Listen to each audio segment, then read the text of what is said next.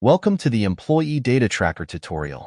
In this tutorial, we will explore how to effectively use the Employee Data Tracker to manage and analyze your employee information efficiently.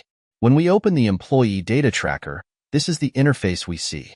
But first, let's understand what the Employee Data Tracker is all about. It's a data sheet that contains comprehensive information about employees, allowing us to maintain and analyze employee data effortlessly.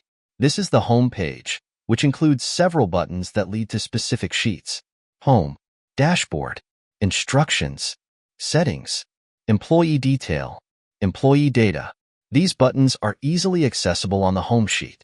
For example, clicking on Dashboard opens the dashboard sheet. To return, simply click the Home button. Let's explore each button, starting with the dashboard. The dashboard provides a comprehensive overview and analysis of employee data.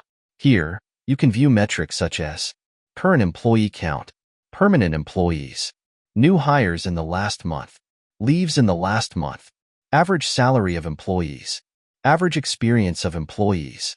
You can also view data specific to departments. For example, in the marketing department, you can see the number of male and female employees, marital status, total salary, etc. From here, we can change the department from marketing to finance. And you can also view educational levels, blood groups, age segmentation, and other data analyses from this sheet. Next, we have the instructions sheet. This sheet provides general settings and guidelines for using Excel with the Employee Data Tracker. It contains basic instructions about Microsoft Excel settings and general usage tips to help you navigate the tool. Moving on to the settings sheet, this area contains predefined variables for employee data management. You can modify these variables, and any changes will automatically update throughout the Employee Data Tracker. Departments. General departments are listed, but you can add or modify as needed. Employment status. Customize employment statuses.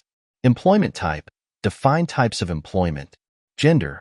Blood group. Marital status. Education level. Customize educational levels. These general settings can be tailored to your specific requirements, and updates will be reflected across all sheets.